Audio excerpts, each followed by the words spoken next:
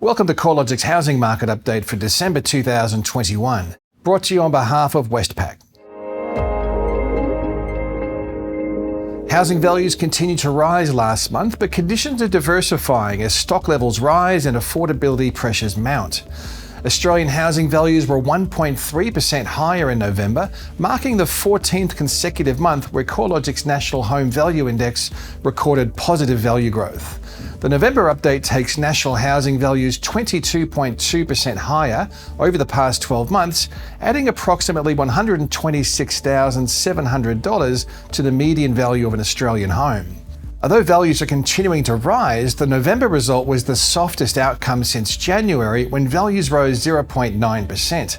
Since a cyclical peak in the rate of growth back in March, when housing values rose at 2.8%, there's been a notable trend towards milder price growth. Virtually every factor that's driven housing values higher has lost some potency over recent months. Fixed mortgage rates are rising, higher listings are taking some urgency away from buyers, affordability's become more of a substantial barrier to entry, and credit is less available. Brisbane and Adelaide are the only capital cities yet to experience a slowdown, with the monthly rate of growth reaching a new cyclical high across both cities in November. Brisbane home values were up 2.9% in November, while Adelaide values were up 2.5%. In dollar terms, that equates to a monthly rise of approximately $18,500 and $13,500 respectively, based on median values. Relative to the larger cities, housing affordability is less pressing. There have been fewer disruptions from COVID lockdowns, and a positive rate of interstate migration is fueling housing demand. On the other hand, Sydney and Melbourne have seen demand more heavily impacted by affordability pressures and negative migration from both interstate and an overseas perspective.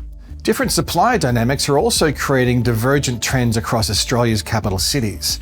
In the 4-week period to November 28th, total advertised stock levels across Adelaide were 32% lower than the 5-year average and 34% lower across Brisbane. Across Sydney and Melbourne, however, stock levels have become far more normalised in recent weeks, with Sydney's total listing numbers sitting 3% below the 5-year average, while stock levels across Melbourne are 8% above the 5-year average. As listings rise, we're also seeing a subtle softening in vendor metrics, such as the median number of days it takes to sell a property and auction clearance rates. Capital city homes are showing a median time on market of 25 days, up compared with the recent low of just 21 days in May. At the same time, auction clearance rates have trended lower, with the capital city weighted average reducing from the low 80% range in early October to the high 60% range over the last week of November. The rise in listings and the softening of key vendor metrics implies the housing market may be moving through a peak in selling conditions. However, it will be important to see if this trend towards higher listings continues after the festive season. Another trend that's evolving is that houses are no longer outperforming units as substantially as they were earlier this year. Houses continue to record a higher growth rate than units. However, the quarterly rate of growth is now the narrowest it's been since October last year, with 1.6 percentage points between the two broad housing types. Based on median values, capital city houses are now 38% more expensive than capital city units. That's the largest difference on record. In dollar value terms, a capital city house is averaging approximately $240,000 more than a capital city unit. In Sydney, where the gap between house and unit values is the widest, a house now costs $523,000 more on average than a unit. With such a large value gap opening up between the broad housing types, it's no wonder we're seeing demand gradually transition towards higher density housing options, simply because they're substantially more affordable than buying a house. The slowdown in housing market conditions is less obvious across the regional areas of Australia, where the monthly pace of capital gains has accelerated over the past 3 months. Across the combined rest of state regions of Australia, housing values are up 2.2% in November, double the monthly rate recorded over the combined capital cities at 1.1%. Regional Tasmania and regional New South Wales have been the standouts from a capital growth perspective. Across regional Australia, the strongest growth trends remain skewed towards the coastal and the lifestyle markets, with New South Wales, Southern Highlands and Shoalhaven recording the highest quarterly growth rate at 9.7%, followed by the Hunter Valley at 8.9% and Tasmania's Launceston and North East region at 7.7%. Demand for housing across regional markets, especially those within commuting distance of the major cities, is continuing to benefit from the rise in popularity of remote working arrangements, along with a renewed demand for coastal and lifestyle properties, and in many cases, more affordable housing options. Across the capital cities, we're seeing increasingly diverse conditions. Sydney housing values are up a further 0.9% in November. This is the first time we've seen the monthly pace of growth drop below 1% since January. The rate of growth has been easing since March, when housing values are rising at 3.8% month on month. Considering housing values have risen by approximately $224,000 over the past year, housing affordability constraints are having a progressively larger impact on housing demand. Based on data to June, it takes an average of 13.5 years for the typical Sydney household to save a 20% deposit, the longest saving period of any capital city by several years. A lift in overall stock levels is another factor taking some heat out of the market. Since the first week of spring, total advertised stock levels have risen by 41% across Sydney, providing buyers with more choice and less urgency. Melbourne housing values were up 0.6% in November, taking the annual growth rate to 16.3%, which is among the lowest annual growth rates across the capital cities. The pace of capital gain has been slowing since March, when values are rising at the monthly rate of 2.4%, with factors such as worsening affordability and higher advertised supply levels helping to take some heat out of the market. Melbourne is the only capital where total listings are now above the 5-year average, providing a broader consideration set for buyers and more competition for sellers.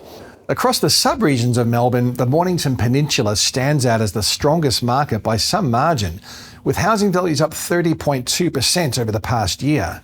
The second highest annual growth rate is recorded across the Outer East, where values are up 19.2%. Brisbane has become Australia's strongest housing market over recent months, with the monthly rate of growth reaching a new cyclical high of 2.9% in November, taking dwelling values 7.4% higher over the rolling quarter and 25.1% higher over the year. In dollar terms, we've seen Brisbane dwelling values rise by approximately $127,000 over the past 12 months. Local demand is being supported by a high rate of interstate migration, along with relatively affordable housing prices.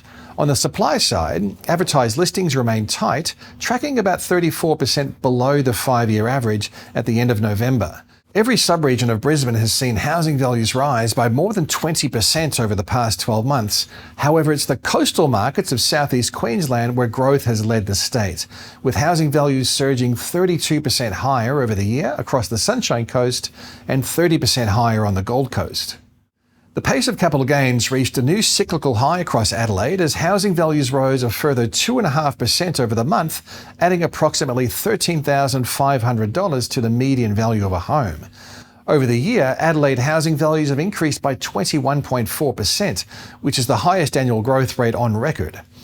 Market conditions have been far from even, with house values, which are up 23.9% over the year, rising at 3.5 times the pace of unit values.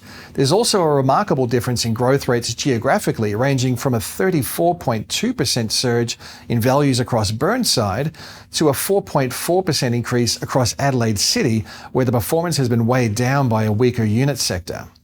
Perth's housing market looks to have temporarily stabilised after a strong run of growth, with housing values edging 0.2% higher over the month and 0.4% higher over the rolling quarter. The slowdown in growth conditions has been quite sharp and is potentially attributable to closed state borders, along with a rise in advertised stock levels. New listings added to the marketplace were 24% above the 5-year average at the end of November, leading to a subtle rise in the number of days it takes to sell a home, which has risen from a recent low of just 14 days in April to a still rapid rate of sale at 21 days in November. Once state borders reopen, we could see the growth trend rebound as demand from interstate migration resumes. Hobart has been Australia's strongest capital city market over the past 12 months, with housing values rising 27.7% over the 12 months to November.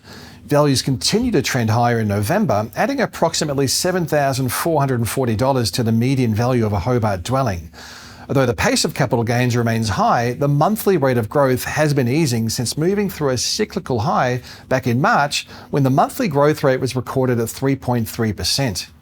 Since that time, the pace of growth has eased back to 1.1% in November. Advertised stock levels remain in short supply, tracking about 26% below the 5-year average. Such a low number of listings is likely to keep some competitive tension amongst buyers, supporting further price rises over the coming months. Darwin was the only market to record a negative monthly result in November, with housing values down 0.4%, continuing a trend where the rate of growth has been trending lower since April. New listings added to the marketplace are tracking 68% higher than a year ago and 32% above the 5-year average, which may help to explain the slower growth conditions. Although housing values are up almost 17% over the past 12 months, the market remains 15.3% below the previous high in mid-2014. Canberra housing values are up a further 1.1% in November, matching the national average rate of growth. In a rare occurrence, Canberra unit values recorded a higher monthly growth rate than houses, adding some weight to the recent trend where the performance gap between the two broad housing types has been narrowing. The month of November may mark a changing of the guard for Canberra's unit market, where the annual growth rate for units has been a bit less than half that for houses. With house values up 27.2% over the past 12 months, worsening affordability constraints could be channeling more demand towards the lower-priced unit sector. The outlook for Australian housing markets remains positive, however, the pace of capital gains has lost momentum across most regions since April. This trend towards slowing growth is likely to continue into next year and beyond. Most of the factors that have been pushing housing prices higher have either diminished or now expired. Advertised inventory remains low, but it's now rising across most regions. A further increase in available supply should help to take more heat out of the market as buyers have more choice and less urgency. Vendors may need to adjust their pricing expectations if homes take longer to sell. Fixed-term mortgage rates are rising, which could also act as a disincentive for some buyers. Although fixed rates are rising, variable mortgage rates are less inclined to rise until the cash rate lifts, which is still expected to be more than a year away. Low mortgage rates will continue to support housing demand, but probably not to the same extent as seen through 2021. Housing affordability is becoming more challenging from month to month. The latest housing affordability metrics show the ratio of housing values to household incomes reached a new record high in June, as did the number of years it takes to save a deposit. With higher barriers to entry, especially for new home buyers who don't have the benefit of accrued equity behind them, it's likely housing demand will be progressively impacted as fewer households can afford to buy. A natural consequence of worsening affordability could see demand increase for more affordable, higher density housing options such as townhomes and units. Tighter credit policies could also work to slow housing activity. APRA has already lifted the serviceability buffer for new lending by 50 basis points. While this policy isn't likely to have a material impact on home lending, APRA went on to release a macro-prudential policy framework in November, which calls out growth in asset prices, along with other factors including credit growth and lending conditions, as a key indicator of emerging systemic risks. The potential for tighter credit policies in the future remains a downside risk for housing. Although the housing headwinds are building, a variety of tailwinds should continue to support an upwards trajectory for home values in the short term. Although mortgage rates are rising, the cost of debt is likely to remain well below long-term averages, continuing to support demand for an extended period of time. Additionally, as more Australians are vaccinated, disruptions from COVID should become less frequent and shorter in duration, although the latest Omicron variant presents some additional risk. Open international borders, despite the recently announced delay, are also a net positive for housing markets. Although the most immediate impact from resumed overseas migration will be seen in rental demand, while an uplift in purchasing a home from permanent migrants is likely to be more gradual. As we approach the festive season, we can expect the housing market to move into a period of semi-hibernation, picking up again towards late January. With a somewhat quieter few weeks ahead, I'd like to take the opportunity to wish you all a very merry festive season and a prosperous new year. See you in 2022.